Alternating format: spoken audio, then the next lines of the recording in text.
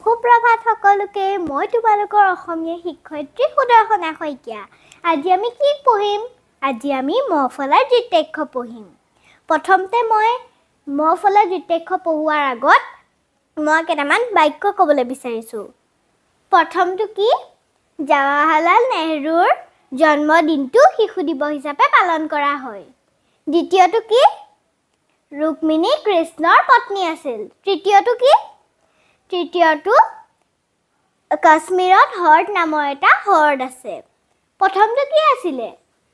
জৱাহৰলাল নেহৰুৰ জন্মদিনটো শিশু দিৱস হিচাপে পালন কৰা হয় এতিয়া এই গুটে বাক্যটোত কোনখন জায়গাত মফলাৰ দ্বিতীয়াক্ষ ব্যৱহাৰ হৈছে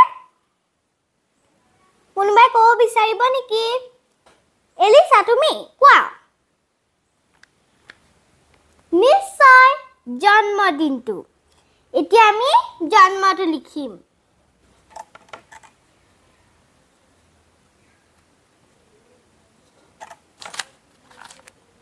এতিয়া এই শব্দটোত কোনখন জায়গাত মফলাৰ দ্বিতীয়াক্ষ ব্যৱহাৰ হৈছে কোন দখত তুমি ক'বলৈ বিচাৰিবা নেকি কোৱা এই দখত ন হৈছে এই দখতে হৈছে যে এই দ্বিতীয়াক্ষত আমি কি কি আখৰে আমি এটো লিখিব পাৰিম ন যোগ ম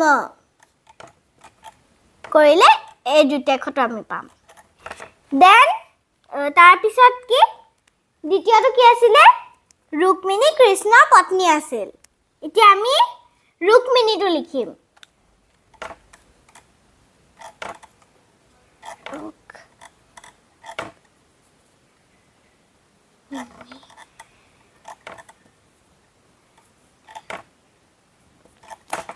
এতিয়া এই শব্দটোত কোনখন জায়গাত মফলাৰ দ্বিতীয়াক্ষ ব্যৱহাৰ হৈছে এই দখত এতিয়া এটো কি কি আখৰ ব্যৱহাৰ কৰিলে এটো আমি লিখিব পাৰিম ক যোগ ম কমম এতিয়া তৃতীয়টো কি আছিল লক্ষ্মীনা কাশ্মীৰত হৰ্ড নামৰ এটা হৰ্ড আছে এতিয়া আমি কাশ্মীৰটো লিখিম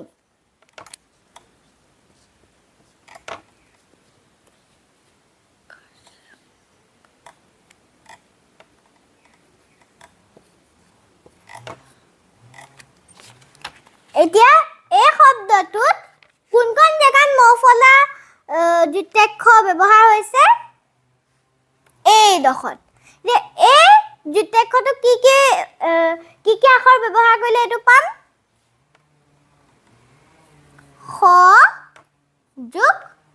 ম কৰি ছাত্ৰ ছাত্ৰীসকল আজি মই তোমালোকক যোনখিনি বাক্য শিকাইছো সেইখিনিতে অকল মফলাৰ দ্বিতীয়াক্ষৰ নাই আৰু বহুত আছে তেনেকুৱাই কাশ্মীৰত ডাল হৰ্ড নামৰ এটা হৰ্ড আছে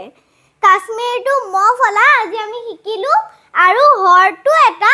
দ্বিতীয়াক্ষ হয় কিন্তু আজি আমি শিকা নাই আমি বেলেগ এদিন শিকিম আজিলে ইমানে আকৌ কাইলে মই তোমালোকৰ লগত এটা নতুন দ্বিতীয়াক্ষ লৈ উপস্থিত থাকিম